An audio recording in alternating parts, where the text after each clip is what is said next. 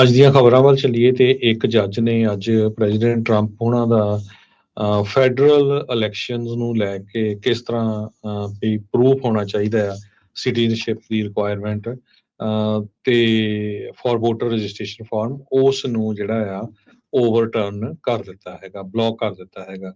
ਇਹ ਇੱਕ ਵੱਡਾ ਸੈਟਬੈਕ ਹੈਗਾ ਪ੍ਰੈਜ਼ੀਡੈਂਟ ਡੋਨਲਡ ਟਰੰਪ ਉਹਨਾਂ ਦੇ ਲਈ, ਜਿਹੜੇ ਵਾਰ-ਵਾਰ ਇਹ ਕਹਿ ਰਹੇ ਸੀ ਵੀ ਲੋਕਾਂ ਦਾ ਕੌਨਫੀਡੈਂਸ ਇਲੈਕਸ਼ਨ 'ਚ ਤਦੇ ਹੀ ਵਧਣਾ ਹੈਗਾ ਜੇ ਸਾਰਿਆਂ ਦੀ ਜਿਹੜੀ ਸਿਟੀਜ਼ਨਸ਼ਿਪ ਆ ਉਹ ਚੈੱਕ ਕੀਤੀ ਜਾਵੇ।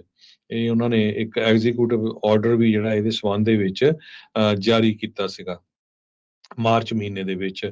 ਯੂਐਸ ਡਿਸਟ੍ਰਿਕਟ ਜੱਜ ਕੋਲੀਨ ਕਾਲਰ ਕੋਟਲੇ ਵਾਸ਼ਿੰਗਟਨ ਸਟੇਟ ਦੇ ਵਿੱਚ ਉਹਨਾਂ ਨੇ voting rights group and Democrats ਉਹਨਾਂ ਦੀ ਜਿਹੜੀ ਸਾਈਡ ਲਈ ਹੈਗੀ ਆ। ਸੋ 120 ਪੇਜ ਦਾ ਇਹ ਡਿਸੀਜਨ ਸੀ, ਅੱਜ ਆਇਆ ਹੈਗਾ ਆ। ਤੇ ਇਹਦੇ ਵਿੱਚ ਹੁਣ ਜਿਹੜਾ proof of citizen the requirement ਸੀਗੀ ਉਹ ਉਸ ਨੂੰ ਓਵਰਟਰਨ ਕਰ ਦਿੱਤਾ ਹੈਗਾ। ਜੀ।